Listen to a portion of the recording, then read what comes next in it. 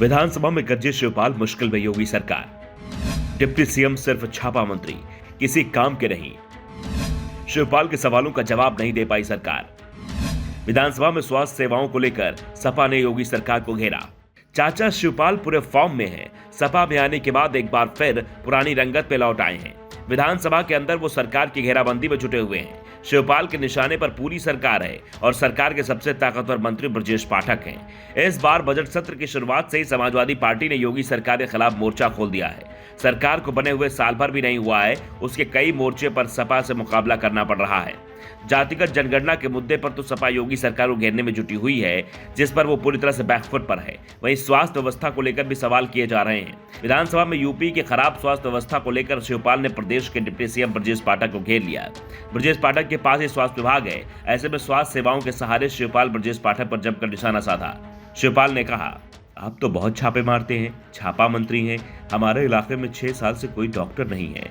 मैंने तो कई बार टेलीफोन पर भी कहा, आप तो दरबार भी लगाते हैं, अधिकारियों को बुला लेते हैं, अधिकारी आपकी सुनते नहीं हैं। छापे का भी कुछ असर नहीं हो रहा है।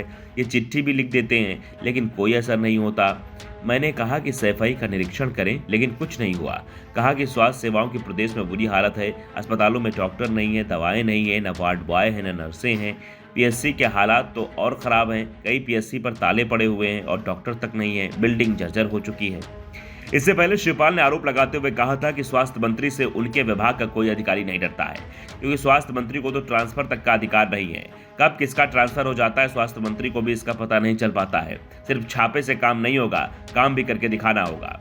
वहीं विधानसभा में बोलते हुए शिवपाल ने कहा कि इसी सदन में समाजवादियों पर सत्ताधारी दल की ओर से टिप्पणी की गई थी। हम लोग विपक्ष में हैं तो विपक्ष की भूमिका निभाएंगे ही। स्वास्थ्य मंत्री लाल टोपी पर टिप्पणी की, ये भी गमछा पहनते हैं और अब तो टोपी भी पहनने लगे हैं, लेकिन हमने तो कोई आपत्ति नहीं की। इन्हें पंडित दीनदयाल उपाध्याय और अटल बिहारी वाजपेयी के सिद्धांतों पर चलना सीखना चाहिए। इन्हें समाजवादियों का इतिहास नहीं मालूम है। स्वास्थ्य सेवाओं पर चर्चा शिवपाल यादव के कार्य स्थगन प्रस्ताव के चलते हुई थी। शिवपाल ने सदन में स्वास्थ्य सेवाओं का मुद्दा उठा दिया था। शिवपाल ने जब सरकार को घेरा तो उसके पास कोई जवाब नहीं था। जवाब में ब्रजेश पाठक सपा सरकार के समय की कमियां गिनाने लगे। स्वास्थ्य मंत्री ने अपने बचाव में सपा को लाल टोपी वाले नकली समाजवादी तक बता दिया, जिससे सदन में सपा के सदस्य नाराज हो गए और नारेबाजी करते हुए विधानसभा की वेल में आ गए।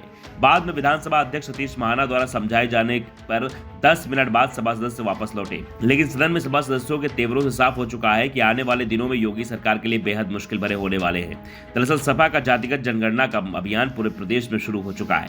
विधानसभा के अंदर भी इस मुद्दे को उठाते हुए अखिलेश यादव ने योगी सरकार के सहयोगियों से ही पूछ लिया था कि जातिगत जनगणना होनी चाहिए या नहीं, और बीजेपी के सहयोगियों ने जो जवाब दिया उससे सरकार पूरी तरह से बैकफुट पर दिखाई दे रही है। और अब स्वास्थ्य सेवाओं को लेकर भी सरकार को कोई जवाब नहीं सूझ रहा है। इसलिए स्वास्थ्य सेवाओं में कमियों को स्वीकार करने की जगह सपा सरकारी कमियों को गिनाया जा रहा है।